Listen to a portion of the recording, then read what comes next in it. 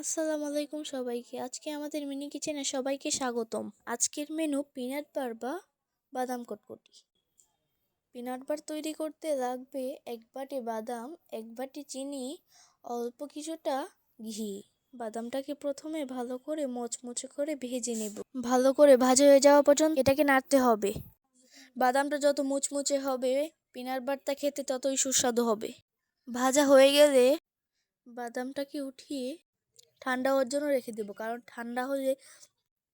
ঠান্ডা হলেই সহজে খোসাগুলো ছাড়ানো যাবে। হাত দিয়ে ডলে খোসাগুলো ছাড়িয়ে নিব।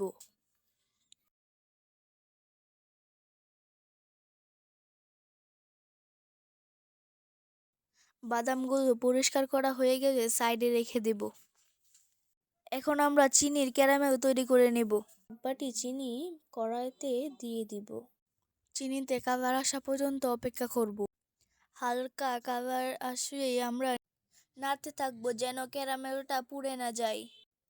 পুড়ে গেলে পিনাট বাটারটা খেতে তেতো লাগবে। পারফেক্ট একটা ক্যারামেল যদি তৈরি করা যায় তাহলে পিনাট বাটারটা তৈরি করা একটা কোনো বিষয় না। ক্যারামেলটা ভালোভাবে তৈরি হলে আর বাদামটা ভালোভাবে মুচমুচে হলেই পিনাট বাটার তৈরি করা যায়। পিনাট বাটারটা তৈরি করা অনেক সহজ। আমার মনে হয় পিনাট বাটার এর চেয়ে সহজ কোনো রেসিপি হয় না।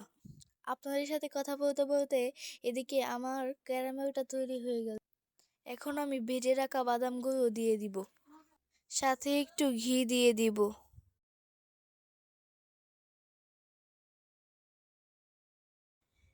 দিয়ে অনবরত নাড়তে থাকবো। ভালোভাবে মেশানো হয়ে গেলে গরম গরম থাকতে নামিয়ে নিতে হবে। শক্ত হয়ে গেলে সঠিক শেপ আনা যাবে না। তারপর চপিং বোর্ডে ভালো করে ঘি মেখে নিব, যেন পিনাট বাটারটা জমার পর না লেগে যায়। এখন গরম থাকতেই ক্যারামেল এবং বাদামের মিশ্রণগুলো ঢেলে নেব। ভালো করে ছড়িয়ে নেব। ঠান্ডা হয়ে কিছুটা শক্ত হওয়ার জন্য অপেক্ষা করতে হবে। ঠান্ডা হয়ে যাওয়ার পর পছন্দ মতো শেপ দিয়ে কেটে নেব। সহজ এই রেসিপিটি আপনারাও ট্রাই করতে পারেন, খুবই সুস্বাদু। আজকে আমার ভিডিওটি কেমন হয়েছে সবাই জানাবেন। ভালো লাগলে লাইক, কমেন্ট, শেয়ার করবেন এবং পাশে থাকবেন। আল্লাহ হাফেজ।